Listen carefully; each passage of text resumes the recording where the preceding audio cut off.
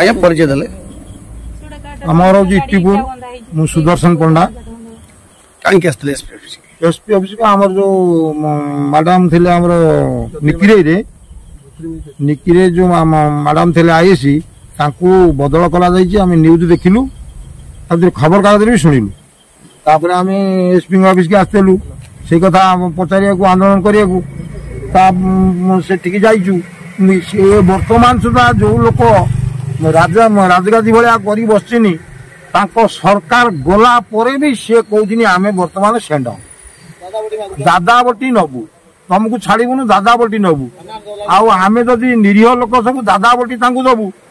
जो सतर्क अफिसर को बदली गला राति मधे किसी जानी कौ बाबद करागला टंका नहीं कि घोष खाई कि कौन अलग हिसाब से बदली कल कहीं जापारे एत सुंदर लोक को विदा कर दे दादा बटी चलती गोटे दुर्नीति चलती से झी देखा से झी को दादा बटी मागुचनी ता बापा मरी जाइए 24 दिन हम से द्वारस्थ होती एसपी ऑफिस ये कथा क्राइम पूरा बढ़ी चली ये 5 कलोनी सब सफा करदे आंक सरकार पलैगला कि जमी भंगा होनी सब भुवनेश्वर कोठाबटी आंकर भंगा हो ये ताल ठीक जानिए दाबी कौन अच्छी आमर दाबी एकमात्र से मैडम आसवे निकिरे न आम जिते बाट दरकार पड़ो प्रधानमंत्री जाके भी जीवु।